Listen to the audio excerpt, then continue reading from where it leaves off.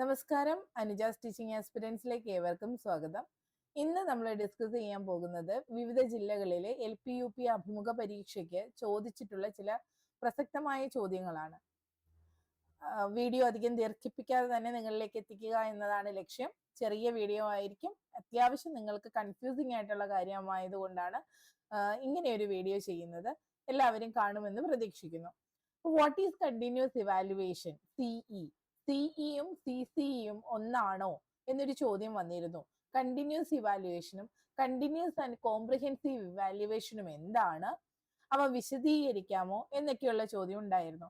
നമുക്കിത് രണ്ടാണ് എന്നറിയാമെങ്കിലും അപ്പോഴത്തെ ടെൻഷനിൽ നമുക്ക് ചിലപ്പോൾ നന്നായി ഉത്തരം പറയാൻ സാധിച്ചു എന്ന് വരില്ല. അതുകൊണ്ടാണ് നിങ്ങൾ തിരിഞ്ഞു പോകണ്ടെന്ന് കരുതി ഇങ്ങനെ ഒരു വീഡിയോ ചെയ്യുന്നത്.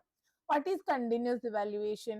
കണ്ടിന്യൂസ് ഇവാലുവേഷൻ എന്നുള്ള വേർഡിൽ തന്നെ, വാക്കിൽ തന്നെ ഉണ്ട് അല്ലേ, നിരന്തര മൂല്യനിർണ്ണയമാണ്. Continuous assessment of student progress, കുട്ടികളുടെ കണ്ടിന്യൂസ് ആയിട്ടുള്ള മാറ്റങ്ങളെയാണ് നമ്മളിവിടെ അസസ് ചെയ്യുന്നത്. അസസ്മെന്റ് കണ്ടിന്യൂസ് ആണ്, കുട്ടികളുടെ പ്രോഗ്രസിനെയാണ് നമ്മൾ അസസ് ചെയ്യുന്നത്. Regular test, assessments and class participation, ഇതിലൂടെയൊക്കെയാണ് നമ്മൾ എന്ത് ചെയ്യുന്നത്, കണ്ടിന്യൂസ് ഇവാലുവേഷൻ നടത്തുന്നത്. ഫോക്കസസ് മെയിൻലി ഓൺ അക്കാഡമിക്സ്, അതാണ് നമുക്ക് വേണ്ട ഒരു point. Continuous evaluation focuses mainly on what? Mainly on academics. നമ്മളുടെ അക്കാദമികപരമായിട്ടുള്ള മാറ്റങ്ങളെയാണ് കണ്ടിന്യൂസ് ഇവാലുവേഷൻ എന്ത് ചെയ്യുന്നത്, ഫോക്കസ് ചെയ്യുന്നത്. അതിന് ഉദാഹരണമാണ് നമ്മൾ നടത്തുന്ന വീക്ക്ലി ടെസ്റ്റും പ്രോജക്ട് സബ്മിഷനും അതുപോലെ തന്നെ മറ്റു പരീക്ഷകള്, ഇങ്ങനെയുള്ള കാര്യങ്ങളൊക്കെ ഇതിന് ഉദാഹരണമാണ്. കണ്ടിന്യൂസ് ഇവാലുവേഷന് വേണ്ടിയിട്ടാണ് നടത്തുന്നത്. യൂണിറ്റ് ടെസ്റ്റ് ഒക്കെ നടത്താറില്ലേ, ഇതൊക്കെ. പ്രോജക്ട് സബ്മിഷന്റെ സമയത്ത് ടീച്ചേഴ്സ് പറയാറുണ്ട്, ആദ്യം വെക്കണം പ്രോജക്ട് സബ്മിറ്റ് ചെയ്യാനുള്ള ഡേറ്റ് ഇതാണ്, ആ ഡേറ്റിൽ തന്നെ വെക്കണം. അങ്ങനെ ആ ഡേറ്റിൽ വെക്കുന്നതിന് മാർക്കുണ്ട് അല്ലെ. വൃത്തിയായി പ്രോജക്റ്റ് റിപ്പോർട്ട് എഴുതുന്നതിന് മാർക്കുണ്ട്, കൃത്യമായി അത് ചെയ്യുന്നതിന് മാർക്കുണ്ട്. അങ്ങനെ ഓരോന്നും അനലൈസ് ചെയ്തിട്ട് അവിടെ മാർക്ക് കൊടുക്കാറുണ്ട്. അപ്പൊ ഇത് കണ്ടിന്യൂസ് ഇവാലുവേഷൻ കൂടുതലായിട്ട് അക്കാഡമിക്സുമായിട്ട് ബന്ധപ്പെട്ടതാണ് എന്ന് ഓർത്തു വെച്ചിരിക്കുക. What is continuous and comprehensive evaluation? CCE, continuous and comprehensive evaluation എന്ന് പറയുമ്പോൾ അവിടെ കുറച്ചുകൂടി ബ്രോഡർ സെൻസിൽ നമ്മൾ മനസ്സിലാക്കണം. Broader approach covering both academics and personal development.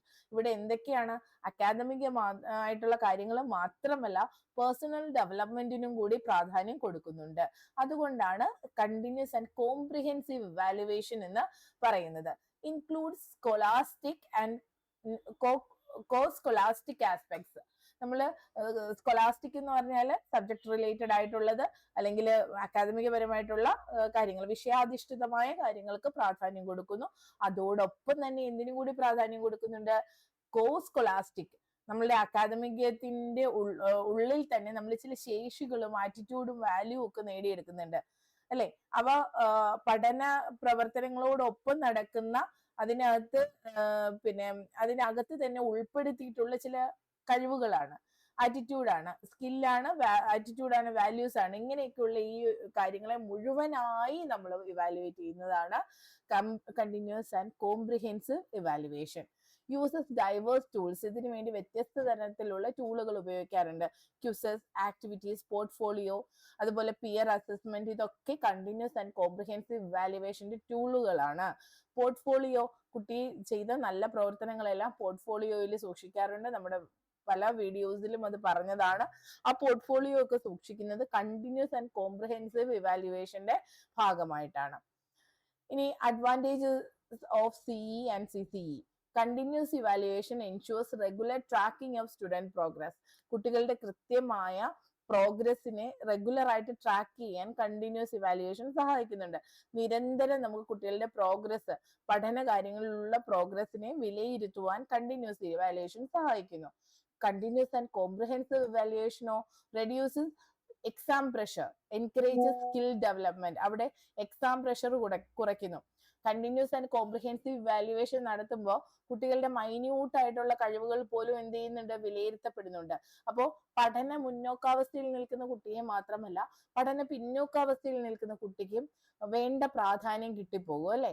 അവന് അവൻ്റെതായ കഴിവുകളുണ്ട്, ആ കഴിവുകളിൽ അവനായിരിക്കും വേറിട്ട് നിൽക്കുകയും മികച്ചു നിൽക്കുകയും. അപ്പൊ അവനെയും അവിടെ വിലയിരുത്തലിന് വിധേയമാക്കാറില്ലേ.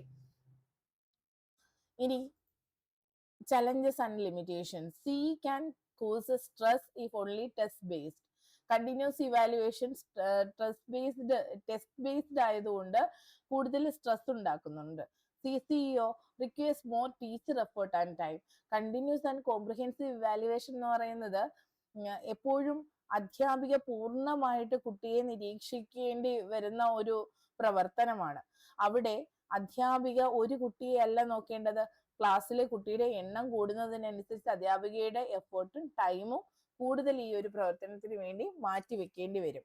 അതുകൊണ്ട് ക്ലാസ്സിലെ കുട്ടികളുടെ എണ്ണം കുറഞ്ഞിരിക്കുന്നതാണ് പ്രൈമറി തലത്തിലൊക്കെ എപ്പോഴും നല്ലത്. നമ്മൾ കൃത്യമായി കുഞ്ഞുങ്ങളെ കണ്ടിന്യൂസ് ആൻഡ് കോംപ്രിഹെൻസീവ് ഇവാലുവേഷന് വിധേയമാക്കേണ്ടതായിട്ടുണ്ട് അല്ലേ. അപ്പൊ ഇത് പ്രയാസമാണെന്ന് പറഞ്ഞ് ചെയ്യാതിരിക്കുകയല്ലല്ലോ വേണ്ടത്.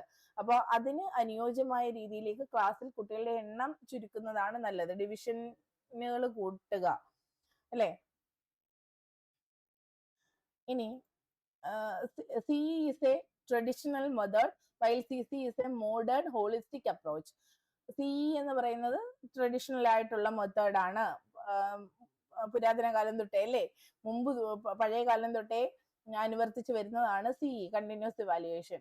എന്നാൽ കണ്ടിന്യൂസ് ആൻഡ് കോംപ്രിഹെൻസീവ് ഇവാലുവേഷൻ എന്ന് പറയുന്നത് മോഡേൺ അപ്രോച്ചാണ്, ഇത് ഹോളിസ്റ്റിക് അപ്രോച്ചാണ്, മുഴുവനായി ഉള്ളത് അല്ലെ, എല്ലാം പരിഗണിക്കുന്നതാണ്. Both are important for effective learning. Effective ലേണിങ്ങിന് ഇത് രണ്ടും അത്യാവശ്യമാണ് എന്ന് പറഞ്ഞുകൊണ്ട് നമുക്ക് കണ്ടിന്യൂസ് ഇവാലുവേഷനെയും കോംപ്രിഹെൻസീവ് ഇവാലുവേഷനെയും അവിടെ കൺക്ലൂഡ് ചെയ്യാം. ഇനി അടുത്തത് ആക്ഷൻ റിസർച്ച് ചോദിച്ചിരുന്നു. ആക്ഷൻ റിസർച്ച് എന്താണ്, ആരാണ് കൊണ്ടുവന്നത്, ആക്ഷൻ റിസർച്ചിന്റെ സ്റ്റെപ്പുകൾ എന്താണ്, ഇതൊക്കെ ചോദിച്ച ചോദ്യങ്ങളാണ്. അപ്പൊ ക്രിയാഗവേഷണം എന്നാണ് ആക്ഷൻ റിസർച്ചിന്റെ മലയാള പദം. എന്താണ് ക്രിയാഗവേഷണം, എഴുതി വെക്കണേ. ക്രിയാഗവേഷണം ആരുടേതാണ് എന്ന് പറഞ്ഞപ്പോൾ നിങ്ങൾ ഇപ്പൊ ഉത്തരം പറഞ്ഞു, ആരാണ് അത് തന്നെ സ്റ്റീഫൻ എം കോറിയുടേതാണ് അല്ലെ. ക്രിയാഗവേഷണം സ്റ്റീഫൻ എം കോറിയാണ്, നമുക്ക് എല്ലാവർക്കും അത് അറിയാം. ക്രിയാഗവേഷണത്തിന്റെ ഉപജ്ഞാതാവ് അദ്ദേഹമാണ്. സ്റ്റീഫൻ എം കോറിയുടെ വാക്കുകളിലൂടെ പറയുകയാണെങ്കിൽ അധ്യാപകരുടെ ദൈനംദിന പ്രവർത്തനങ്ങളിൽ അനുഭവപ്പെടുന്ന പ്രശ്നങ്ങളെ ശാസ്ത്രീയമായി വിശകലനം ചെയ്ത് അപാകത പരിഹരിക്കുന്നതിനും അധ്യാപനത്തെ സ്വയം വിലയിരുത്തുന്നതിനും സഹായിക്കുന്ന ഒരു ഗവേഷണ പദ്ധതിയാണ് ക്രിയാഗവേഷണം. സ്റ്റീഫൻ എം കോറിയുടെ വാക്കുകളിലൂടെ നമ്മൾ നോക്കുകയാണെങ്കിൽ അധ്യാപകരുടെ ദൈനംദിന പ്രവർത്തനങ്ങളിൽ അനുഭവപ്പെടുന്ന പ്രശ്നങ്ങളെ ശാസ്ത്രീയമായി വിശകലനം ചെയ്ത് അപാകത പരിഹരിക്കുന്നതിനും അധ്യാപനത്തെ സ്വയം വിലയിരുത്തുന്നതിനും സഹായിക്കുന്ന ഒരു ഗവേഷണ പദ്ധതിയാണ് ക്രിയാഗവേഷണം. അപ്പൊ ക്രിയാഗവേഷണം ആർക്കു വേണ്ടി?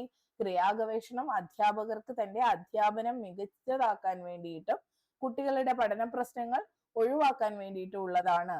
അപ്പം അധ്യാപകനും കുട്ടിക്കും അത് ആവശ്യമാണ്. അതിൽ അധ്യാപകന് എന്നുള്ളത് നമ്മൾ ഊന്നി പറയേണ്ടിയിരിക്കുന്നു അല്ലെ. ക്രിയാഗവേഷണത്തിന്റെ ഘട്ടങ്ങൾ ചോദിച്ചിരുന്നു. അപ്പൊ ക്രിയാഗവേഷണം എന്താണ് എന്ന് മനസ്സിലായി. നമുക്കൊരു പ്രശ്നം നേരിടുന്നു അധ്യാപനത്തിൽ അല്ലെ. ആ അധ്യാപനത്തിലെ പ്രശ്നം ഒരു കുട്ടിക്കല്ല, മിക്ക കുട്ടികളും അത് തന്നെ ഒരേ പ്രശ്നം തന്നെ ആവർത്തിക്കുന്നു. ഇപ്പൊ നമ്മൾ ഏതെങ്കിലും ഒരു ചിഹ്നം കുട്ടികളെ പരിചയപ്പെടുത്തുന്നു, അപ്പൊ ആ ചിഹ്നം കുട്ടികൾക്ക് തിരിഞ്ഞു പോകുന്നു, ഉച്ചിഹ്നവും ഊച്ചിഹ്നവും തമ്മിൽ തിരിഞ്ഞു പോകുന്നു. ഒരു കുട്ടിക്കല്ല, ക്ലാസ്സിലെ പകുതിയോളം കുട്ടികൾക്ക് അല്ലെങ്കിൽ ഒരു 10 കുട്ടികൾക്ക് ഇത് തന്നെയാണ് അവസ്ഥ. അങ്ങനെ വരുമ്പോ അവിടെ അധ്യാപനത്തിൽ എന്തോ പിഴവ് പറ്റിയിട്ടുണ്ട്, ഇത്രയും കുട്ടികളിലേക്ക് ആശയം ചെന്നെത്തിയതിൽ എന്തോ പിഴവ് പറ്റിയിട്ടുണ്ട് എന്നല്ലേ മനസ്സിലാക്കേണ്ടത്. അതോ നിനക്കൊക്കെ എന്താ മനസ്സിലാവാത്തെ, ഞാൻ ഇത് തന്നെയല്ലേ മറ്റേ കുട്ടികളെയും പഠിപ്പിച്ചത്, അവര് നേരെയാക്കിയല്ലോ എന്നൊക്കെയല്ല പറയേണ്ടത് അല്ലെ. നമ്മൾ കൃത്യമായി റിസർച്ച് ചെയ്യേണ്ടിയിരിക്കുന്നു. അവിടെ ഗവേഷണം തന്നെയാണ്, ഗവേഷണം ചെയ്യേണ്ടിയിരിക്കുന്നു. അപ്പൊ ആദ്യ ഘട്ടം എന്താ? ഗവേഷണ പ്രശ്നം കണ്ടെത്തുക അല്ലെ. അതായത് ഹ്രസ്വകാല ശ്രമം കൊണ്ട് പരിഹരിക്കാൻ കഴിയുന്നതും അധ്യാപകന് നേരിട്ട് അനുഭവപ്പെടുന്നതുമായ പ്രശ്നങ്ങളാണ് ക്രിയാഗവേഷണത്തിന് വേണ്ടി തിരഞ്ഞെടുക്കാറ്. അപ്പം ഘട്ടം 1 പ്രശ്നം തിരഞ്ഞെടുക്കലാണ്.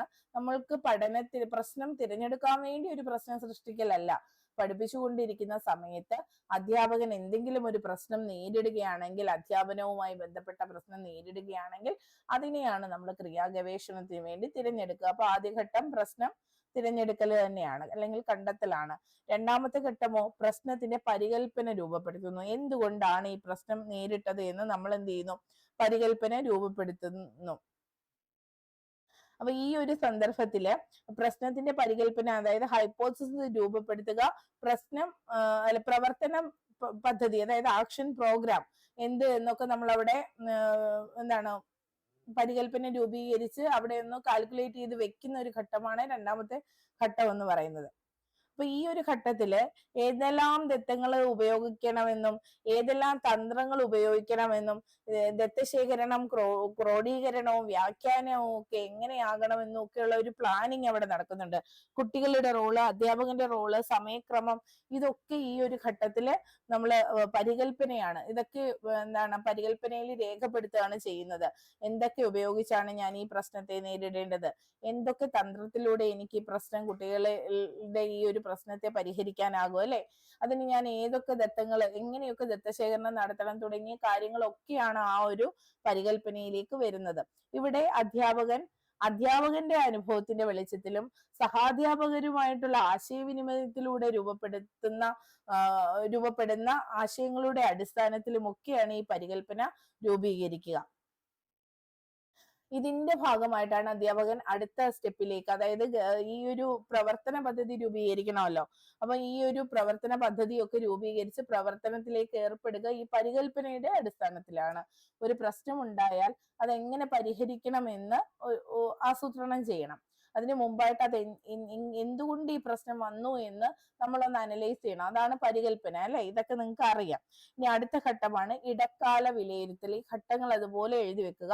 1 പ്രശ്നം കണ്ടെത്തുക, 2 പ്രശ്നത്തിന്റെ പരികല്പന രൂപപ്പെടുത്തുക, 3 ഇടക്കാല വിലയിരുത്തലാണ്. ഇടക്കാല വിലയിരുത്തൽ ഈ ഒരു സമയത്ത് സമാരംഭിച്ച ഗവേഷണ പ്രവർത്തനം ഇടയ്ക്കിടെ വിലയിരുത്തുകയും ലക്ഷ്യപ്രാപ്തിയോടെ എത്രമാത്രം നീതി പുലർത്തി മുന്നേറുന്നെന്ന് പരിശോധിക്കുകയും വേണം. പാളിച്ചകൾ ഉണ്ടെങ്കിൽ വിദഗ്ധരുടെ നിർദ്ദേശപ്രകാരം ആവശ്യമായ ഭേദഗതി വരുത്തണം. ഞാൻ ഈ പറയുന്നതെല്ലാം DLED പുസ്തകത്തിൽ നിന്ന് ആണ് കേട്ടോ. നിങ്ങൾക്ക് വായിച്ചു നോക്കാം. DLEDന്റെ ടെക്സ്റ്റ് ബുക്കിനകത്ത് കൃത്യമായിട്ട് കൊടുത്തിട്ടുണ്ട്. അത് അതുപോലെ തന്നെ പറയുന്നത് തെറ്റുകൾ വരാതിരിക്കാനും നിങ്ങൾക്ക് അറിയാനുമാണ്. ഘട്ടങ്ങൾ നിങ്ങൾക്ക് അറിയാം, പക്ഷെ പുസ്തകം ഇനി പരതാനും അത് വായിച്ചു നോക്കാനുമുള്ള സമയം ഇന്റർവ്യൂ അടുത്തവർക്ക് ഉണ്ടാകില്ല. അപ്പൊ 3ാമത്തെ ഘട്ടം ഇടക്കാല വിലയിരുത്തൽ. സമാരംഭിച്ച ഗവേഷണ പ്രവർത്തനം ഇടയ്ക്കിടെ വിലയിരുത്തുകയും ലക്ഷ്യപ്രാപ്തിയോടെ എത്രമാത്രം നീതി പുലർത്തി മുന്നേറുന്നെന്ന് പരിശോധിക്കുകയും വേണം അല്ലെ. ആ ഘട്ടമാണ് ഇടക്കാല വിലയിരുത്തൽ. അപ്പൊ അതെല്ലാം നമ്മൾ രേഖപ്പെടുത്തി വെക്കണം. ഇനി അടുത്ത ഘട്ടം എന്ന് പറയുന്നത് പ്രവർത്തനത്തിന്റെ ക്രോഡീകരണവും വിശദീകരണവുമാണ്. ശേഖരിച്ച വിവരങ്ങളുടെ ക്രോഡീകരണത്തിന് സ്റ്റാറ്റിസ്റ്റിക്കൽ തന്ത്രങ്ങൾ ഉപയോഗപ്പെടുത്തണം. തുടർന്ന് വിശകലനം നിർവഹിക്കണം.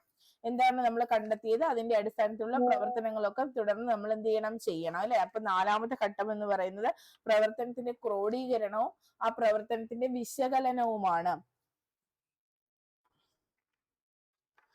5ാമത്തെ ഘട്ടം, 5 ഘട്ടങ്ങളാണ് ഉള്ളത്. 5ാമത്തെ ഘട്ടം ഗവേഷണ പ്രവർത്തനത്തിന്റെ ഫലങ്ങളും നിഗമനങ്ങളും എന്നുള്ളതാണ്. ഈ ഒരു സമയത്ത് ഗവേഷണ ഫലമായി ആവിഷ്കരിച്ച നിഗമനങ്ങൾ വീണ്ടും വീണ്ടും പ്രയോഗിച്ചു നോക്കി അവയുടെ സാധ്യത ഉറപ്പുവരുത്തണം. ഇത്തരത്തിൽ സാധുതയും വിശ്വാസ്യതയും തെളിയിക്കപ്പെടുമ്പോൾ മാത്രമേ നിഗമനങ്ങൾക്ക് പ്രസക്തിയുള്ളൂ. അപ്പൊ എനിക്കറിയാം നിങ്ങൾ ഇത് കേൾക്കുമ്പോൾ ഇതൊക്കെ എന്താണ് എന്ന് ചിന്തിക്കാൻ സാധ്യതയുണ്ട്. ഉദാഹരണ സഹിതം നമുക്കത് മനസ്സിലാക്കാം കേട്ടോ. അപ്പോ നോക്കാം. അതായത് 1ാമത്തെ ഘട്ടത്തിൽ കുട്ടിയുടെ പ്രശ്നം തിരിച്ചറിഞ്ഞു. അതായത് ഇപ്പോ ഒരു കുട്ടിക്ക് 2 ചിഹ്നങ്ങൾ തമ്മിൽ തിരിഞ്ഞു പോകുന്നു എന്നുള്ളതാണ് പ്രശ്നം അല്ലെ. 2 ചിഹ്നങ്ങൾ തമ്മിൽ കുട്ടിക്ക് തിരിഞ്ഞു പോകുന്നു. അപ്പൊ അതിന്റെ കാരണം നമുക്ക് ആയിട്ട് വേണമെങ്കിൽ പറയാം. ചിഹ്നങ്ങൾ അവതരിപ്പിച്ചപ്പോൾ ഉണ്ടായ 2 ചിഹ്നങ്ങൾ ഒരേ സമയം അവതരിപ്പിച്ചപ്പോഴുണ്ടായ ആശയക്കുഴപ്പം കൊണ്ടാണ് കുട്ടിക്ക് ഈ ഒരു പ്രശ്നം നേരിട്ടത് എന്നാണ് എനിക്ക് തോന്നുന്നത് അല്ലെ. അതാണ് പരികല്പനയിലേക്ക് വരുന്നത്. അത് കഴിഞ്ഞിട്ടോ ഈ പ്രശ്നത്തെ എങ്ങനെ പരിഹരിക്കാമെന്നൊക്കെ നമ്മൾ സഹാധ്യാപകരുമായിട്ട് സംസാരിച്ച് കൂടുതൽ ചിഹ്ന കാർഡുകൾ നൽകിയും അല്ലെങ്കിൽ ചിഹ്ന പോക്കറ്റുകൾ നിർമ്മിച്ചുള്ള പ്രവർത്തനത്തിലൂടെയും ഒക്കെ ഈ ഒരു പ്രശ്നത്തെ പരിഹരിക്കാമെന്ന് ഞാൻ കരുതുന്നു. കൃത്യമായി ചിഹ്നങ്ങൾ ഏതാണ്, ഏത് സ്വരത്തെയാണ് സൂചിപ്പിക്കുന്നത് എന്ന രീതിയിൽ കുട്ടികൾക്ക് അവബോധം ഉണ്ടാക്കി കഴിഞ്ഞാൽ ഒരു കുട്ടിയിൽ മാറ്റം വരുത്താമെന്ന് ഞാൻ കരുതുന്നു. തുടങ്ങിയ കാര്യങ്ങളാണ് പരികല്പനയിലേക്ക് നമ്മൾ വരുത്തുന്നത്. അത് കഴിഞ്ഞ് നമ്മൾ എന്താ ചെയ്യുക, നമ്മൾ ഈ പരികല്പന രൂപീകരിച്ച് അതിന്റെ അടിസ്ഥാനത്തിൽ നമ്മൾ ഒരു പ്രവർത്തനം ആസൂത്രണം ചെയ്യും അല്ലെ. എന്നിട്ട് എന്ത് ചെയ്യും, ഈ ചിഹ്നവും ആണ് ഉറപ്പിക്കേണ്ടത് എന്നിരിക്കട്ടെ. അപ്പൊ നമ്മൾ ഈ ചിഹ്നവും ഉപയോഗിച്ച് വാക്കുകൾ നിർമ്മിക്കാനുള്ള പദക്കാർഡുകൾ നിർമ്മിക്കാനുള്ള അവസരം കൊടുക്കും അല്ലെ. അപ്പം കര എന്ന് ഉള്ള വാക്ക് ഈ ചിഹ്നം ചേർത്തിട്ട് മറ്റൊരു വാക്കാക്കി എന്നാക്കുമ്പോ കുട്ടികൾ കരി അല്ലേ. അതുപോലെ ഈ ചിഹ്നം ചേർത്ത് പറഞ്ഞാൽ കീരി, ആ കരിക്കകത്ത് ഈ ചിഹ്നം കായുടെ അടുത്ത് ചേർത്ത് കീരി എന്നാക്കും അല്ലെ. അങ്ങനെ കുട്ടികളോട് അതിനുള്ള ചിഹ്ന കാർഡുകൾ, നമുക്ക് ചിഹ്നവും അക്ഷരങ്ങളും എഴുതിയ കാർഡുകൾ നൽകിക്കൊണ്ടുള്ള പ്രവർത്തനം കൊടുക്കാൻ കഴിയും. അപ്പൊ ആദ്യം ഈ ചിഹ്നം ഇതാണ്, ഈ ചിഹ്നം ഇതാണ് എന്ന് പറഞ്ഞ് കുട്ടികളെ കാണിക്കുന്നു. അത് കഴിഞ്ഞിട്ട് നമ്മൾ എന്ത് ചെയ്യുന്നു, ആ ചിഹ്നങ്ങൾ ഉപയോഗിക്കാനുള്ള അവസരം കൊടുക്കുന്നു. പിന്നെ ചിഹ്ന പോക്കറ്റ് എന്ന് പറഞ്ഞിട്ട് ചിഹ്നം ഇങ്ങനെ ഓരോ പോക്കറ്റിലേക്ക് അക്ഷരത്തിന്റെ അടുത്തേക്ക് ഇങ്ങനെ നമുക്ക് പ്ലേസ് ചെയ്യാനുള്ള അവസരമൊക്കെ കൊടുത്തുകൊണ്ടൊക്കെ നിർമ്മിക്കുക. അതൊക്കെ നിങ്ങൾ ആലോചിച്ചെടുക്കുക കേട്ടോ. അപ്പൊ ഇങ്ങനെ ഉള്ള പ്രവർത്തനങ്ങളിലൂടെ ചെയ്യാൻ കഴിയുമെന്ന് നമ്മൾ പരികല്പനയിൽ പറയുകയും ആ പ്രവർത്തനം നടത്തുകയും ചെയ്യുന്നു രണ്ടാമത്തെ ഘട്ടത്തിൽ. മൂന്നാമത്തെ ഘട്ടത്തിൽ നമ്മൾ വിലയിരുത്തുന്നു. ഇത്തരം പ്രവർത്തനങ്ങൾ നടത്തിയപ്പോൾ കുട്ടികളിൽ മാറ്റം വന്നോ, ഇനിയും താൻ മറ്റ് പ്രവർത്തനങ്ങൾ ആസൂത്രണം ചെയ്യേണ്ടതുണ്ടോ, ഈ പ്രവർത്തനങ്ങൾ എങ്ങനെയാണ് കുട്ടിയെ ബാധിക്കുന്നത്, കുട്ടി നല്ല രീതിയിലാണോ പ്രോഗ്രസ് ചെയ്യുന്നത്, അതോ ഇത് ഫ്ലോപ്പ് ആണോ, തുടങ്ങിയ കാര്യങ്ങളെല്ലാം ഈ മൂന്നാമത്തെ ഘട്ടത്തിൽ ഇടക്കാല വിലയിരുത്തലിൽ നമ്മൾ നടത്തും. അപ്പോൾ തീർച്ചയായും നമ്മൾ ഈ പറഞ്ഞ പ്രവർത്തനങ്ങളിലൂടെയൊക്കെ നിരന്തരം കടന്നു പോവുകയാണെങ്കിൽ കുട്ടിയിൽ ചിഹ്നങ്ങൾ ഉറയ്ക്കാൻ തന്നെയാണ് സാധ്യത അല്ലെ. അവസാനം എന്ത് ചെയ്യുന്നു, നമ്മൾ നാലാമത്തെ ഘട്ടം വരുമ്പോഴത്തേക്ക് ഇതിനെ ക്രോഡീകരിച്ച് നമ്മൾ എഴുതുന്നു. കൃത്യമായ പ്രവർത്തനത്തിലൂടെ കുട്ടികളിൽ വ്യക്തമായ മാറ്റങ്ങൾ കണ്ടു തുടങ്ങിയിരിക്കുന്നു. അല്ലെങ്കിൽ ഏതെങ്കിലും രണ്ട് കുട്ടികൾ പുറകിലോട്ടാണെങ്കിൽ ഈ രണ്ട് കുട്ടികൾ ഒഴികെ മറ്റു കുട്ടികളൊക്കെ മുന്നിൽ വന്നതായി കാണപ്പെട്ടു. ഇവർക്ക് കൂടുതൽ പ്രവർത്തനങ്ങൾ ഇന്ന രീതികളിലൊക്കെ നൽകാം എന്നൊക്കെ പറഞ്ഞ് നമ്മൾ അവിടെ ക്രോഡീകരണം നടത്തുകയാണ് ചെയ്യുന്നത്. ഇനി ഗവേഷണ പ്രവർത്തനത്തിന്റെ ഫലങ്ങളും നിഗമനങ്ങളും അല്ലെ. അപ്പൊ എന്തുകൊണ്ടാണ് ഈ പ്രശ്നം എങ്ങനെ നേരിട്ടത് എന്ന് നമ്മൾ അവിടെ വിശദീകരിക്കുന്നു. ആ പ്രശ്നം നേരിടാതിരിക്കാൻ നമുക്ക് ചിഹ്നങ്ങൾ ഒരു ചിഹ്നം ഉറച്ച ശേഷം മാത്രം അടുത്ത ചിഹ്നത്തിലേക്ക് പോകാം. ഞാൻ ഇത് രണ്ടും ഒന്നിച്ച് അവതരിപ്പിച്ചതാണ് കുട്ടികളില് പ്രയാസം ഉണ്ടാക്കിയത് എന്നൊക്കെ നമ്മൾ തുറന്ന് അവിടെ എഴുതേണ്ടി വരും. അപ്പൊ ഈ സ്റ്റെപ്പുകളിലൂടെയൊക്കെയാണ് ക്രിയാഗവേഷണം നടത്തേണ്ടത്. ക്രിയാഗവേഷണം ആസൂത്രണം ചെയ്യുന്നത് അല്ലെ, ക്രിയാഗവേഷണം റിപ്പോർട്ട് ചെയ്യണം അല്ലെ. ഇനി റിപ്പോർട്ട് എഴുതണം. അപ്പൊ അതിന്റെ ഒരു മാതൃകാ ഫോർമാറ്റ് ഉണ്ട്. ആദ്യം ക്രിയാഗവേഷണത്തിന്റെ ശീർഷകമാണ് എഴുതേണ്ടത്, പിന്നീട് ഗവേഷണത്തിന്റെ ആവശ്യകതയാണ് എഴുതേണ്ടത്, മൂന്നാമത്തേത് പരികല്പനയാണ്, അടുത്ത ഘട്ടം പ്രവർത്തനത്തിന്റെ ഉദ്ദേശങ്ങളാണ്, എന്തിനൊക്കെ വേണ്ടിയിട്ടാണ് ഈ പ്രവർത്തനം ചെയ്യുന്നതെന്ന്, അടുത്തത് പഠനത്തിന്റെ പരിമിതികളാണ്. പഠനത്തിന്റെ ഉദ്ദേശങ്ങൾ നമ്മൾ എഴുതി കഴിഞ്ഞാൽ പഠനത്തിന്റെ പരിമിതികളാണ് എഴുതേണ്ടത്. അടുത്തത് കർമ്മ പദ്ധതി, ഏത് രീതിയിലാണ് നമ്മൾ ഇത് നടത്താൻ ഉദ്ദേശിക്കുന്നത്. ഇനി അടുത്തത് നിഗമനങ്ങൾ, ഏറ്റവും ഒടുവിൽ അനുബന്ധ പ്രവർത്തനങ്ങൾ. ഈ ഒരു രീതിയിലാണ് ക്രിയാഗവേഷണം നടത്തേണ്ടത്. കൂടുതൽ ഡീപ്പായി ഒന്നും നോക്കണ്ട, അതിന്റെ സ്റ്റെപ്പുകൾ ഒന്ന് നോക്കി വെച്ചിരിക്കുക. എന്തിനാണ് ക്രിയാഗവേഷണം നടത്തുന്നത് എന്നൊന്ന് മനസ്സിലാക്കിയിരിക്കുക, ആരാണ് ഇത് കൊണ്ടുവന്നത് തുടങ്ങിയ കാര്യങ്ങൾ ഒന്നുകൂടി ഒന്ന് മനനം ചെയ്ത് ഓർത്ത് വെക്കുക. ഓക്കെ അല്ലേ? ഇത്രയും കാര്യങ്ങൾ ആണ് ഞാൻ ഈ ഒരു വീഡിയോയിൽ ഉൾപ്പെടുത്താൻ ഉദ്ദേശിക്കുന്നത്. അടുത്ത വീഡിയോയിൽ നമുക്ക് കാണാം. ഓക്കെ.